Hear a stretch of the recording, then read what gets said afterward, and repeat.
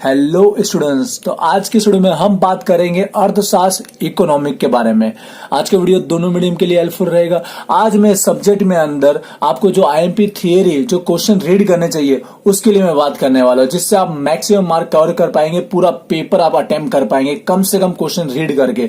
तो चलिए स्टार्ट करते हैं। दोनों मीडियम में मैं बताने वाला हूं, तो इस वीडियो को लाइक कीजिएगा और शेयर जरूर कीजिएगा, जिससे और सारे स्टूडेंट्स भी इसका यूज कर सके। तो चलिए स्टार्ट करते हैं। तो पहले बात करने वाला हूं मैं इसके अंदर जो सेक्शन नंबर 1 है आपका, राइट। आप देख रहे होंगे मैं इंग्लिश में भी क्वेश्चन राइट डाउन किए, वो मैं आपको बताने वाला हूं।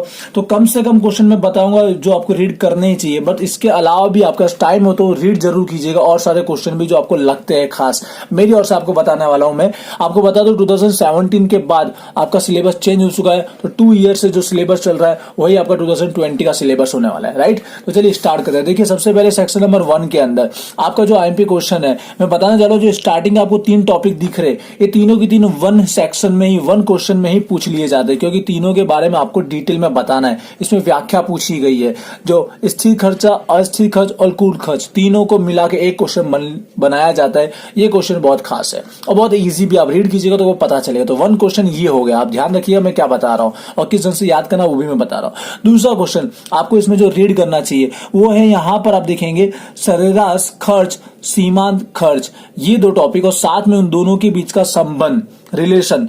ये क्वेश्चन तीनों मिलके एक बनता है, ये तीनों एक ही क्वेश्चन में इन्वॉल्व कर लिया जाए, क्योंकि अब आपका जो क्वेश्चन रहता है वो 14 मार्क का आता है। तो इतना एक क्वेश्चन तो आएगा नहीं, तो तीनों की डिटेल एक साथ में बताने के लिए बोला जाएगा क्वेश्चन में।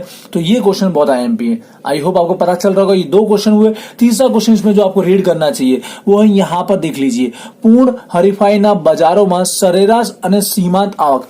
यहाँ जो सरेराश और सीमांत आवक के बारे में आपको डिस्कस करना है पूर्ण हरीफाई के बाजार में, राइट। तो सेम क्वेश्चन एक और बनता है इसके ऑप्शन में, अगर ये पूछा गया तो ठीक है, ये नहीं पूछा तो दूसरा वही सरेराश और सीमांत आवक को इजारा ना बाजार में पूछा जाएगा। ये दोनों क्वेश्चन में से एक क्वेश्चन एक दूसरे के ऑप्शन में 100% आते, ये आएगा या तो ये आने वाला है। इसी प्रकार से यहाँ पर ये 2 क्वेश्चन बहुत आईएमपी है, अथवा ये पूछा जाएगा या तो ये पूछा जाएगा। तो ये 4 क्वेश्चन मैंने इस यूनिट में आपको ठीक करके दिए कि जो आपको डेफिनेटली रीड करने चाहिए, ये 14 मार्क का आपको सेक्शन कवर करने के लिए, राइट। तो चलिए अब इंग्लिश में मैं बता देता हूँ कौन से 4 क्वेश्चन मैंने टिक किए, मैंने राइट डाउन किए हुए इंग्लिश में।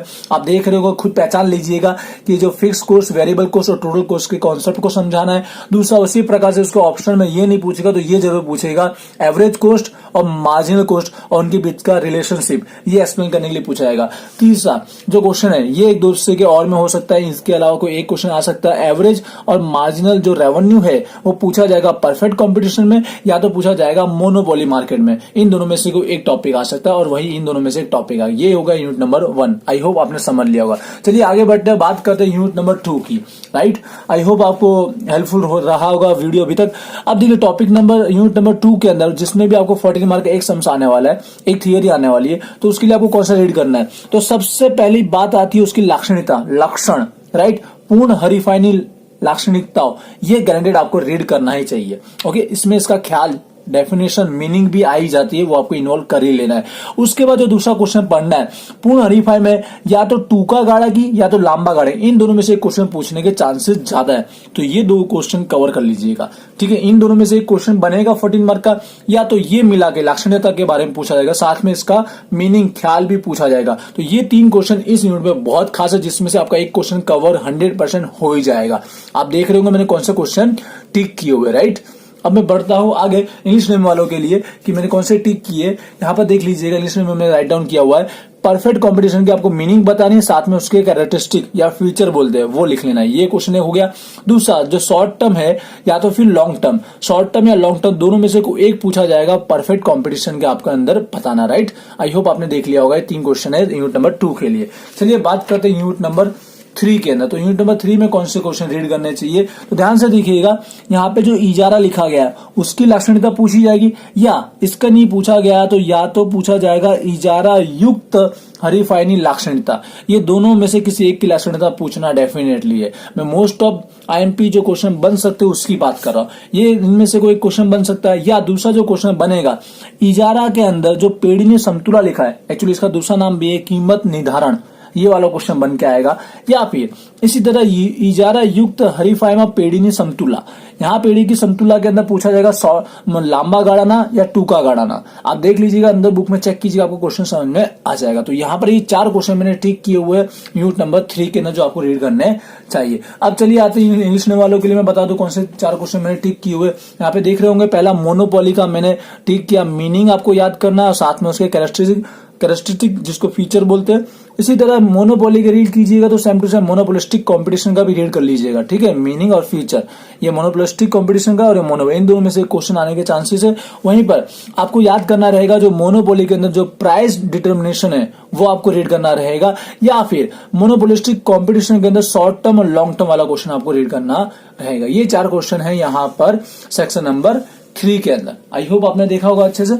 अब बात करते हैं last time final unit number 4 के अंदर।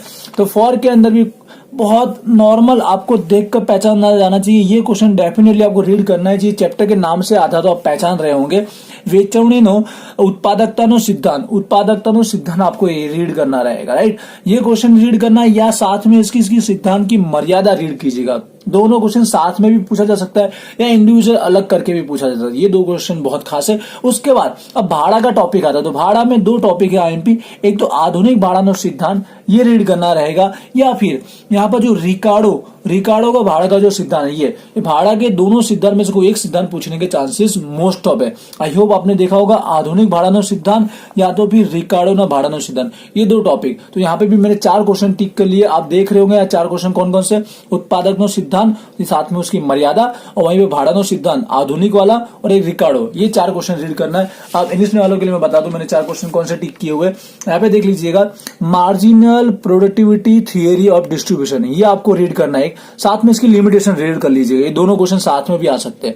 ये हो गए। उसके बाद modern theory of rent read कीजिएगा, या तो रिकार्डो थियरी ऑफ रेंट, इन दोनों में से एक क्वेश्चन आने के चांसेस मोस्ट ऑफ है।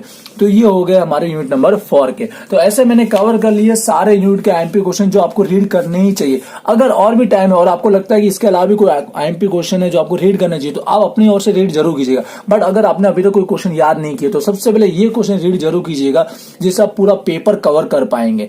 आई होप आपको समझ में आया होगा कि मैंने कौन कौन से आईएमपी क्वेश्चन की बात की। बहुत ईजी, जब आप रीड करेंगे तो आपको समझ में आ जाएगा। और बहुत खास क्वेश्चन है, पिछले 2 साल से मैंने देखा, ऑब्जर्व किया, पेपर मोस्ट ऑफ टाइम में ये क्वेश्चन पूछे ही गई है, ठीक है। तो इस वीडियो को शेयर जरूर कीजिएगा, इस वीडियो को लाइक कीजिएगा, मुझे कमेंट करके बताइए कि वीडियो आपके लिए हेल्पफुल रहा है नहीं रहा है, और मुझे नेक्स्ट वीडियो कौन सा चाहते हैं वो भी मुझे कमेंट करके लिखिएगा। तो चलिए मिलते हैं नेक्स्ट वीडियो में। Thank you.